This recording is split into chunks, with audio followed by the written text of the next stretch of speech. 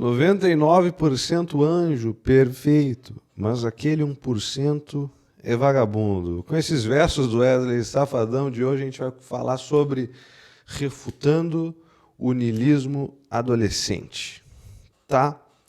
Quero falar disso por quê? Porque essa é uma experiência muito comum nessa fase, acho que todos nós, de algum modo, convivendo em sociedade, a gente se confronta com esses lindos, maravilhosos indivíduos adolescentes, às vezes meio esquisitos. E eu quero falar deles hoje com vocês. E se tu é um adolescente, bem-vindo. Fica aqui que tu vai te tornar um adulto inteligente e talvez a tua adolescência seja menos sofrida. Que é o seguinte, refutando, portanto, o niilismo adolescente. Uma série de adolescentes, a maioria deles, eu acho, eu fui assim também, talvez tu tenha sido, se tu teve um certo niilismo, uma certa falta de sentido na tua adolescência, comenta aqui embaixo, diz assim, Diego, eu tive, e conta pra mim como é que foi. Eu sou curioso a respeito disso, eu valorizo muito a história teenage de cada um, assim, tá? O que é legal, né? O niilismo adolescente é exatamente isso. Ah, nossa, nada tem sentido, nada faz sentido aqui nesse mundo, tudo é uma coisa em vão, tudo vira bosta, no fim tudo vira bosta. Cara, isso é um niilismo adolescente, ele é tosco porque ele não está alicerçado em cima de uma demanda... Deixa eu trancar a cadeira aqui. Ele não está alicerçado... Essa cadeira está fazendo barulho. Ele não está alicerçado em cima de uma demanda filosófica, tá? Mas ele está alicerçado em cima de experiências psicológicas. Tem um vídeo anterior que eu já toquei um pouco em cima disso, que eu falo sobre não pensar com as vísceras, não criar crenças sobre o mundo com as vísceras. Mas vamos lá, vamos começar. Primeiro passo para observar, para refutar o niilismo adolescente é, olha, o mundo existe apesar do teu humor. E olha, tu pode ser um adulto que talvez esteja vivendo um niilismo adolescente, então também fica no vídeo que pode ser bom para ti, tá? O mundo existe apesar do teu humor. O mundo não é pautado baseado em como tu está te sentindo. Na verdade, como tu está te sentindo não faz diferença nenhuma para como o mundo se ordena e como ele se estrutura. Isso é importante, isso dá uma segurança, isso não é que dizer, nossa, então o mundo não valida os meus sentimentos. Sim, ainda bem, porque se o mundo dependesse dos teus sentimentos, sei lá,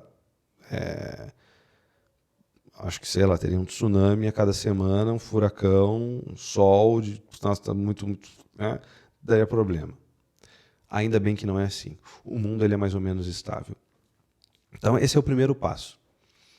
As coisas seguem acontecendo, a internet segue funcionando aqui como, né, independente do teu humor, eu continuo gravando vídeos, as pessoas seguem vivendo as suas vidas lá fora, as pessoas seguem amando, as pessoas seguem vivendo, as pessoas seguem comendo e cagando, as pessoas seguem existindo, independente do teu humor. Isso é importante que tu perceba, tá? De que existe uma realidade estável para além do teu mundo afetivo. E independente se tu consegue narrar ele ou não. É sério mesmo, essa experiência de tu olhar para fora da janela, eu estou no quarto andar aqui, tu olhar para a rua, e tu olhar um monte de janelinha, de prédio, de gente vivendo, e dizer assim, cara, tem uma certa estabilidade, o mundo tem uma certa ordem, não vai abrir um buraco embaixo dos meus pés se eu estiver meio triste. Não vai. O mundo, percebe isso, é uma experiência de eu no mundo, e não o mundo em mim. O mundo em mim ele acaba ficando muito... como é que eu posso dizer? Capado, castrado. Simples demais. Tá? E quando, portanto, então, diz assim, não, Diego, mas, olha, as pessoas também seguem se matando, as pessoas seguem fazendo baguncinha, tudo no final vira bosta, porque todos nós vamos morrer no final das contas. Então tudo vira bosta, tudo acaba, a festa acaba no final das contas. E, portanto, é isso. Meu sentimento, eu sinto que é assim. Eu sinto que as coisas são desse jeito. Só que aí, olha que legal, eu posso te responder o seguinte, eu discordo. E no momento que eu digo eu discordo, a gente acaba tendo um confronto. Porque tu acha que é assim, que tudo vira bosta, que tudo é uma bosta. E eu te digo, eu discordo. Eu acho que não. Eu acho que tudo, no final das contas, acaba bem. Pode ser meio... Pode achar ingênuo, pode achar inocente, mas a pergunta é, qual dessas posturas que é verdade? O que é verdade aqui nesses dois? Não é? Porque seria assim, olha, não, eu sinto o contrário. Eu não acho que tudo é uma bosta. Tu acha que é, tu sente isso. Eu sinto o contrário. Ok, qual desses dois é verdade? Se um desses dois é verdade, ou se não é, o que é a verdade perante disso? É um meio termo? A partir desse confronto dialético a gente consegue chegar numa síntese, de repente? Olha que legal, aí se inaugura uma outra dimensão. A dimensão da pergunta que é, o que é verdade? A verdade, portanto, Tomás de Aquino vai dizer, é quando a minha mente coincide com a realidade. Tudo vira bosta. Isso coincide com a realidade? Eu acabei de falar, né? Tudo é uma bosta. Não, né? Tem uma certa ordem. Eu consigo ter essa experiência, né? Consigo ter mais experiência de ordem do que de caos, no final das contas. Talvez, mas está vendo esse vídeo aqui, né? Dificilmente tu vai ser uma pessoa que está morrendo de fome, de repente, na África e vive na faixa de Gaza, sei lá, ou está no meio da Ucrânia e Rússia, sei lá. E talvez aí tu me diga, não, é um caos, Diego. Não, né? Pela tua experiência, se tu buscar o teu testemunho e não provas, mas o que tu vive mesmo, tu vai perceber uma certa ordem. Ok, então, vamos lá. Se então a gente vê que existe essa certa ordem, a gente percebe que existe então uma permanência da realidade. A realidade permanece apesar dos meus afetos, apesar do que eu sinto. De novo, eu digo, isso aqui é muito importante. Tu perceber que o mundo ele continua ordenado e estável, apesar dos seus sentimentos, já dá uma estabilidade para o sentimento, para o mundo psíquico, tá? Ok, sabendo disso, vamos para outro passo, que é o seguinte. Aristóteles ele vai trazer a dimensão de ato e potência. Vamos lá. Potência é tudo aquilo que uma coisa pode vir a ser. Ato é aquilo que ele é na realidade, nesse momento. Por exemplo, uma semente. Uma semente, ela é uma árvore em potência, mas hoje ela é uma semente. Parecido contigo, meu caro adolescente. A semente que não brotou, talvez se tu és um adulto travado nesse niilismo adolescente, é uma semente que não brotou. Realmente, para a vida da semente, para tudo que ela poderia ser e etc. E não é, meio que dá esse sentimento, eu concordo contigo, vai dar esse sentimento de que tudo é uma bosta. Certo? Mas tu concorda que se tu fosse uma árvore estrondosa, bonita, um grande de um carvalho, talvez tu diria outra coisa, né? Para tu ver que esse niilismo, no final das contas, ele brota de um sentimento, de uma experiência psicológica e não filosófica, tampouco intelectual. Né? Nossa, nem eu entendo aqui o que... Ah, aqui, vamos lá, entendi. Desculpa que eu tomei umas notas aqui para poder falar e eu nem entendo minha letra. Então, se tudo é uma bosta, é porque de repente isso, tu percebe que tu é potente, talvez tu não tenha descoberto tuas potências, né? Mas do que eu sou capaz, Diego? Eu não sei do que eu sou capaz. Do que eu consigo? E aí dá esse sentimento, essa coisa meio sem sentido. Mas para onde que eu vou? Eu nem sei do que eu consigo, do que eu sou capaz. O Erik Erikson ele vai dizer que tem, né, essa etapa do desenvolvimento humano que é de identificação e de individuação, de uma certa confusão de papéis, de quem eu sou. Porque é isso, né? Realmente, o adolescente ele é uma sementinha, cara. Ele está começando a brotar. É tipo assim, é que nem a semente de abacate que eu tenho ali na sala, que eu brotei. Eu disse, cara, se eu não botar ele na terra ali, ele não vai dar abacate, ele não vai dar frutos, ele vai morrer ali, vai começar a apodrecer as raízes e tal. Ele vai dizer, tudo vira bosta, as raízes apodreceram e tal. É tipo a semente de abacate que nunca foi plantada. É isso que no final das contas vira esse niilismo adolescente, né? E aí, a gente vê... Nossa, de novo aqui, né? Beleza, aí a gente entra numa outra coisa, que todas as coisas tendem para um fim. Isso é legal também. É uma outra coisa que a gente consegue usar para refutar o niilismo adolescente. Todas as coisas tendem para um fim. O que é? Todas as coisas são para uma determinada necessidade. Por exemplo, o meu coração ele tem a finalidade de bombear o sangue nas minhas veias. Os meus rins de filtrar esse sangue também. Essa caneta tem a finalidade de escrever. E o ser humano tem a finalidade de quê? De ser feliz, vai dizer o Aristóteles, de encontrar a eudaimonia.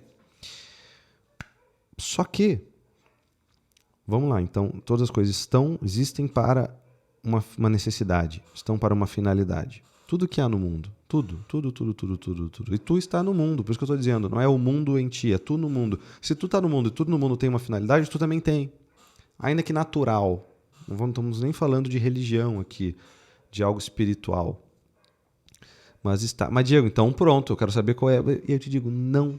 Para refutar esse niilismo adolescente, tu não precisa saber para o que tu tende, para qual é a tua finalidade. Porque, independente de qual ela seja, tu não vai conseguir alcançar. Porque tu é só potência, não tem nada em ato. Então, essa pergunta, no final das contas, o que é a felicidade, etc. No final das contas, ela não é produtiva, porque tu não tem o mínimo sequer para ser útil, antes de tudo, né? Porque, tipo assim, eu concordo que talvez para ser feliz, talvez antes de tudo eu tenha que ser útil. Eu posso ser útil e não ser feliz, mas concorda que ser útil acaba sendo uma etapa que pode ser uma antessala da felicidade? Porque eu sou um inútil, não presto para nada, dificilmente vou ser feliz, né? Concorda comigo? Então, antes de tu pensar em felicidade, pensa assim, como que eu posso ser útil? Como eu posso ser útil para os meus? Quem é que está aqui na volta? Eu posso ver qual é o sentido, qual é o sentido disso tudo? Tá bom, pensa o sentido como se fosse um mosaico, né, que eu preciso ir construindo aos poucos, não como se fosse uma coisa que vai aparecer magicamente. Tá? Tendo isso, estamos de 11 minutos já. Aliás, se tu está ouvindo esse vídeo até agora, deixa o like, comenta aqui e te inscreve no canal. É importante, tá bom? Então a gente vê que esse niilismo adolescente, ele parece que brota de experiências psicológicas. Quais experiências psicológicas? Frustração e decepção, né? Se frustrou, que as coisas não foram como quis, como planejou e etc. E as primeiras grandes frustrações estão aqui, uma grande decepção. E aí começa a criar crenças de como o mundo funciona a partir dessas frustrações e decepções. Por quê? Porque crenças foram quebradas e surgem ideias, e alguma dessas ideias então nada faz sentido. É bobo, né? Ou um ressentimento e uma raiva, ninguém me entende, e aí eu fico aqui brabo, ira, eu quero quebrar tudo, o sistema, meio cínico, tudo é uma bosta, tudo é uma bosta, né? Ressentimento, esse veneno que eu tomo esperando que o outro morra, né? Esse é o ressentimento. Depois, uma confusão de identidade, um certo vazio, né? Nossa, eu não vejo para que eu sou, para que eu sirvo. Depois, uma certa rebeldia e uma falta de autonomia, porque depende dos outros. Aí tem um corpo de criança, mas não tem um corpo já meio de adulto e uma cabeça de criança, fica meio confuso ali, né? Tá bom, partem desses 8 sentimentos essas ideias, esse niilismo adolescente. Então, é a partir de uma experiência psicológica que me gera uma crença filosófica muito elaborada, que é refutada sim. Não faz sentido eu levar crenças sobre o mundo a partir de experiências psicológicas. Por quê? Porque a psique é muito instável. Eu tenho que trazer crenças sobre como o mundo funciona a partir da minha inteligência. E olha que é legal, o adolescente ele não tem seu cérebro plenamente formado. Então, geralmente, só vai pensar bobagem. Só vai pensar porcaria, não vai conseguir formular os conceitos muito bem. Não que não deva, então, tentar fazer, mas é meio que sempre ter um pé atrás. E vamos lá, e para isso a gente consegue talvez pensar alguns remédios. Por exemplo, remédio para a frustração e a decepção é desenvolver o arrependimento. Quer dizer, cara, eu errei. Talvez, sei lá, aprendi alguma coisa aqui, um aprendizado. A frustração e a decepção permite o quê? Que eu aprenda. Eu consigo tirar algo de bom daqui. Beleza, me frustrei, aprendi uma coisa nova. Ótimo. Esse é um remédio, ao invés de criar uma crença burra, como o niilismo. Ou do ressentimento para a raiva, uma confissão. Olhar para o mundo como ele realmente é e dizer assim, cara, tem coisas boas. Né? Tem coisas boas, não é isso tudo de ruim, assim. Uma certa sinceridade, uma humildade no final das contas, né? Essa é a solução para a raiva e para o ressentimento. Nossa, eu me acho grandes coisas no direito. Grande o suficiente para poder sentir raiva e combater o sistema e, sei lá, bobo, né? Para a falta de identidade e para o vazio, o que é o remédio para isso? Coragem e propósito. Propósito de quê? Propósito de ser útil. Coragem de quê? De se colocar à prova, de reconstruir a sua autoimagem, de encarar a vida, né? Tá lá como Sociedade dos Poetas Mortos, né? Sugar o tutano da vida, para que no final da vida não descobrir que não vivi. Bonito, né? E para rebeldia e autonomia, uma certa teimosia. Tem uma rebeldia boa, né? Teimoso, né? Meio que nem no Pequeno Príncipe, lá que nunca desistia de uma pergunta. É tipo assim, cara, ao invés de ser preguiçoso e cair para conclusões muito apressadas e meio burras, como esse niilismo, é meio um teimoso. É tipo assim, cara, mas é isso mesmo? Será que é uma bosta mesmo? Meio teimoso. Ninguém vai me convencer que não fácil, mas também ninguém vai me convencer que sim. Eu tô ali, essa teimosia que permite que eu critique, que permite que eu questione, sem chegar em conclusões burras, né? Questiona, pergunta, claro. Um tolo é capaz de tantas perguntas quanto um sábio é capaz de responder. Mas faz isso. Tá bom? Tu, que é um adulto que está vivendo isso aqui ainda, serve para ti também. Está vivendo esse niilismo adolescente? Não, tudo não é uma bosta. Tem muitas coisas boas nesse mundo, tá bom? E não tome experiências psicológicas como crivo para poder conceitualizar. Tem muitos adultos velhos que vivem isso, esse niilismo. Ainda que tenham religião ou não, mas vivem esse cinismo,